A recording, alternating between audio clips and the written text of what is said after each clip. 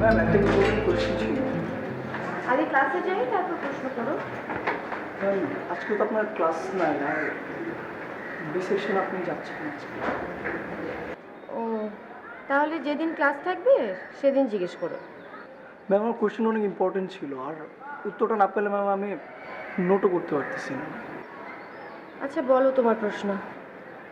Ma'am ওই যে হৈমন্তী উপন্যাসটা নিয়ে একটা ঝামেলা ছিল। হৈমন্তী তো কোনো উপন্যাস না, এটা একটা ছোট গল্প। গল্পটা অনেক জটিল। ওই হৈমন্তীর উহার দিকে তাকাইয়া ছিল আর ওই যে হৈমন্তীর বয়স নিয়ে কিছু একটা ঝামেলা চলছিল না, ওই পার্টটা অনেক জটিল। আচ্ছা তুমি কি বুঝতে পেরেছো বলো তো? আমি যেটা বুঝেছিলাম ওটা তো ভুল হতে পারে। ভুল হলেও তুমি যা বুঝেছো সেটা বলো আমাকে। ম্যাম আমি মনে করি যে 16 বছরের পর থেকেই হৈমন্তীর মনে এক ধরনের প্রেম সুলভ আচরণ সৃষ্টি হয় আর ওর সঙ্গী ওর স্বামীর সাথে এক ধরনের রিলেশনশিপ বিল্ড আপ হয়।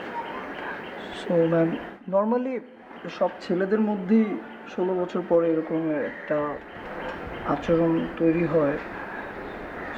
ম্যাম এই পার্টটা একটু। তুমি আসলে গল্পটার খুব আংশিক ব্যাপার ধরতে পেরেছো। হৈমন্তী যে চরিত্র তাতে প্রেম আছে অনেকাংশে, কিন্তু সেই প্রেমটা তো শুধু তার সঙ্গী বা স্বামীর প্রতি নয়। সেই প্রেমটা হতে পারে তার পিতার প্রতি, তার যেখানে সে বেড়ে উঠেছে সেই মাতুলালয়ের প্রতি, প্রকৃতির প্রতি, তার খেলার সাথীদের প্রতি, জীবজন্তু জানোয়ার যা কিছু সে ভালোবাসে সব কিছুর প্রতিই তার প্রেম থাকে।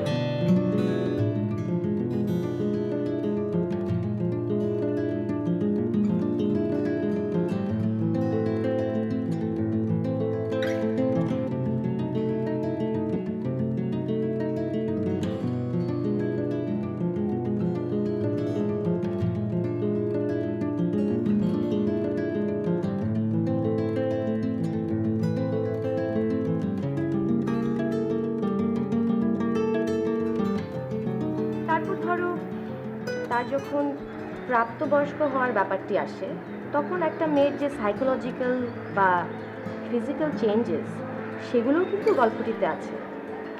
একটা মেয়ে যখন বড় হয় তখন প্রেমের সাথে সাথে তার চরিত্রে অনেক ধরনের পরিবর্তন আসে, যেমন সেখানে আছে শ্রদ্ধাবোধ, দায়িত্বশীলতা, তাই না?